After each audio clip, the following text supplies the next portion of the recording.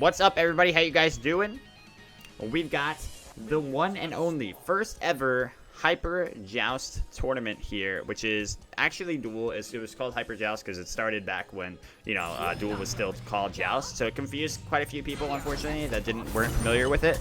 It is indeed a 1v1 of epic proportions, given that we have... I gotta put my cam on. Given that we have this. Oh my god, she did not die. Level 3, max gold, is a best of 3. As you can tell, these games are going to go very quickly with the max gold. This matchup's actually a really interesting one, and the fun thing is that pretty much all matchups drastically change in this setting, given the max gold and the level 3 start. So, I mean, Kali probably still going to be like ridiculously OP, but even against Kali, you might have a chance with like a lower tier god. Although, some things never change, and ADCs are really strong, and Ascender was able to take that. These guys are both EU, Hypercarry Odin and Ascender, I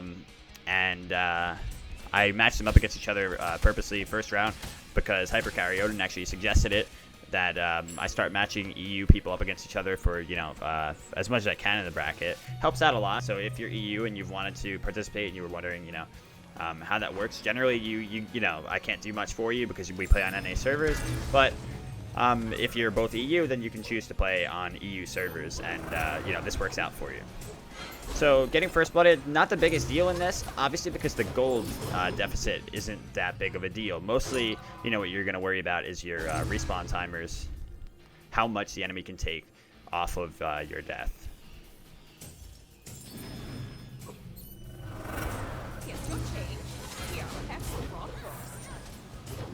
So looking at the builds here real quick, obviously it's very hard to cast this because it goes so quickly and the builds are already done.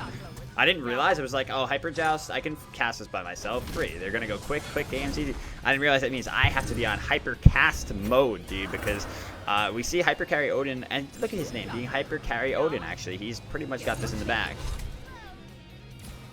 He has gone into Warlock Sash, which is an interesting pick here because, it is so late game. He's going to be able to stack it quickly because obviously you start with it. You didn't start with the full item, that is. Hypercast mode, let's go. All right, so what do we got here? We got Ascender coming up. Oh, going down. Nope, not going down quite yet. That ultimate really not that powerful at this time. Warlock Sash not fully stacked up. He's got one pen item and a rod, though. So, I mean, it's really just the weakness of that ultimate. The new ultimate not being strong enough there to take down Ascender at that level. It's so weak in the starting levels that most of the time you don't even want to take it. But I think Odin here thought, hey, maybe since I have full items, I can actually kill him with this, shitty early game ultimate. And no, it's not the case. So, I mean, like I said, Jingwei being a hunter here should be in the driver's seat, should have the better end of this boxing match for the most part. But you are fighting a Nuwa who's got, full damage online, and he has not gone, oh, he went double defense, actually, so that's rough. That's why Hypercarry Odin, another reason why he's not hitting him as hard. Ooh, he might kill himself, though. This is such a tricky position. Hypercarry Odin should go down here. Wow, man, great positioning on that one from Jingwei, making sure that there was just nothing that Odin could do there. Yeah, these are best of 3s because you can get a really bad matchup. Now, obviously, if you're looking at this objectively, like, is this a completely luck-based event? It's a mostly luck-based event, but one that can be really fun.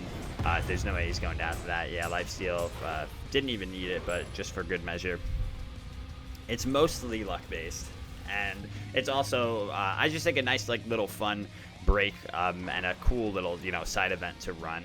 We have the freedom of running all different kinds of tournaments here, and I like to experiment a lot, so every once in a while just do one that I think will be more fun than competitive sometimes, and we'll see how it ends up with whether the best players win or not. The Gold Fury has been taken down already by Ascender, and he goes straight toward the Phoenix. I mean, people in this position, it's weird whether to call it a backdoor or not, because there is a creep wave there that he just completely ignored. But he also just took the Bull Demon, right? So that's kind of, that's rightfully his, given that he already disabled it. So I probably wouldn't call it backdoor, but, either way you want to spin it. He gets the Phoenix baby. There comfortably. I love him. Yo, Joe Mac, thank you so much for the sub, man.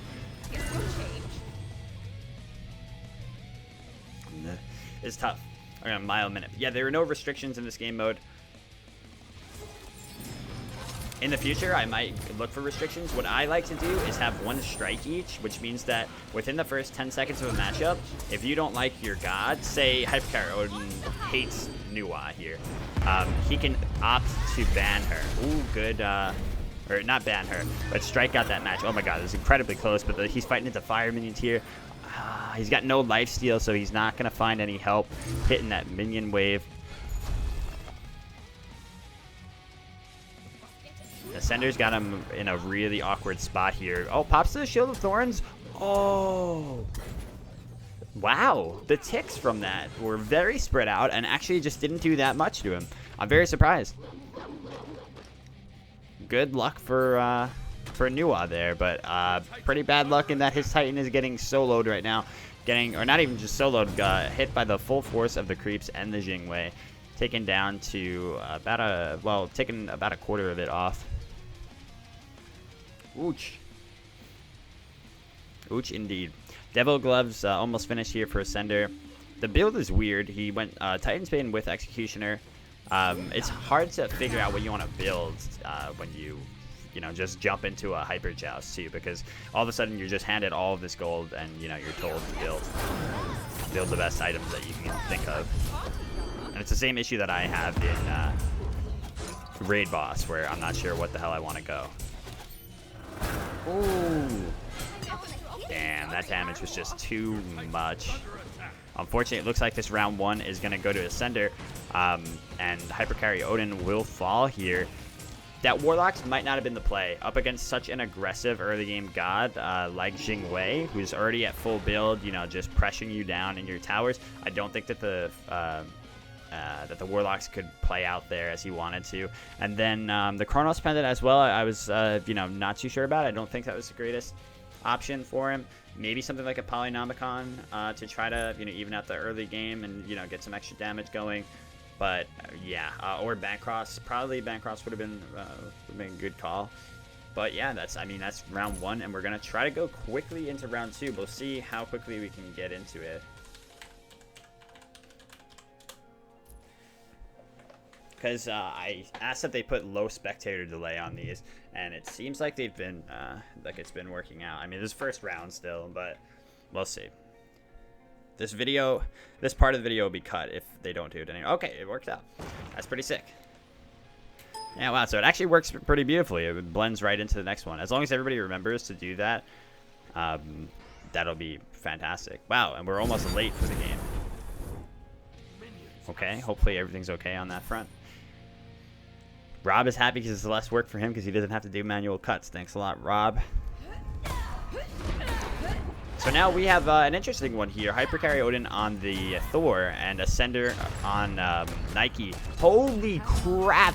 He just went crit. And I was going to say all crit because I thought it was all crit. It was only 2 crit items. He must have gotten 1 or 2 crits there, though, and just completely destroyed Ascender. Ascender actually went for crit as well and used the Shield of Thorns.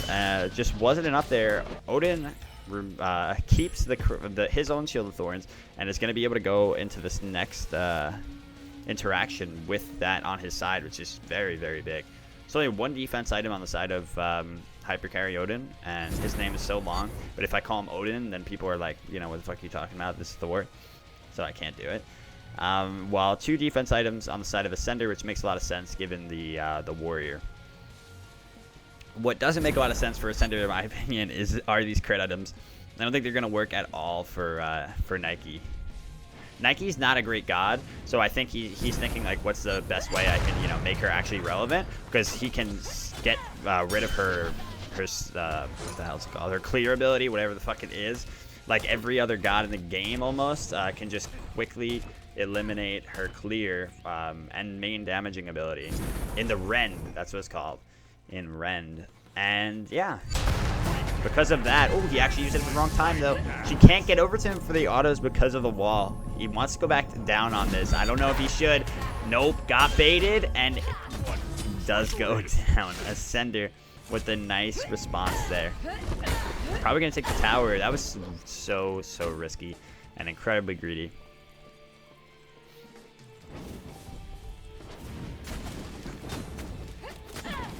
But yeah, I can definitely respect where Ascender's coming from with the crit here. I just don't know if it'll be, I feel like just going attack speed and pen might work out better. But, we'll see. I mean, for now he's looking okay. In experience, he's ahead, which is all that matters here because gold is, full maxed. It's always fun when you get, better matchups like these. The Nuwa versus Jingwei even could have been a more interesting one, had it gone a little bit better for hyper carry. The worst is when you get Kali versus Geb, which is exactly what Caesar, one of my mods, walked into for his first round. But that's why, like I said, I did the best of 3 here. Hopefully you don't get immediately screwed over. I don't know how often we'll do this format, or, just this rule set in general, but we'll see how it plays out. Ooh, that's so much damage, and the jump is coming, but it's so slow because he doesn't have the 2 to pair it with. There goes the Rend, and Thor goes down. Ascender just hot on the trails. Had that Shield of Thorns up over Hypercarry Odin in that interaction and was just able to abuse that. It's so much damage into those crits. And it's making Hypercarry Odin rethink actually his strategy. As you can see, sells his I think it was a win. No, what the hell do you have there? Now confused. I'm pretty sure it was a crit item, but it was no, and it definitely wasn't defense. He's gonna have single defense before. He sold the crit item, all right. So he had 3 though. I don't know. Maybe he's probably been toying with his build a little bit as he's gone along here. As you generally do in this game mode. Okay, yeah, he had Breastplate of Valor and then he had Malice, and yeah, so he's been cycling through items and trying to find the best opportunity for himself here. He's doing a good job with stunning out the... Oh, he's got to use his 3 in that position. Recognize that he's knock-up immune. I'm not sure, how often he plays Thor or if it's just something that, escaped his mind. We see Ascender going into Asi now instead of the double defense for himself. It's always funny as hell to see a character like Nike chunking like that. But yeah, it looked like it worked out overall. Hypercarry Odin just struggled a lot with where he was going to go with the build. Going crit into this, even a single defense. I was going to say double defense warrior, but he's not double defense anymore. Oh my lord. It just doesn't work out as well because she's going to be so much tankier. So I don't think the crit will be as relevant. Hypercarry Odin is coming up, but I don't think it's in time. Not a lot of damage onto this Titan from Ascender because of the crit it isn't applying. Oh, and he forgot to use the 3 there again. Oh, it's so rough. Yeah, once again, he could have immune the knock up there and used the 3 to obviously get a lot of additional damage going and ensure that he'd be able to get the auto attacks in afterward. So, looked like a little bit of, shaky Thor gameplay from Hypercarry Odin there. Ascender really able to get the better of him in that set and take the first round of the Hyper Joust tournament.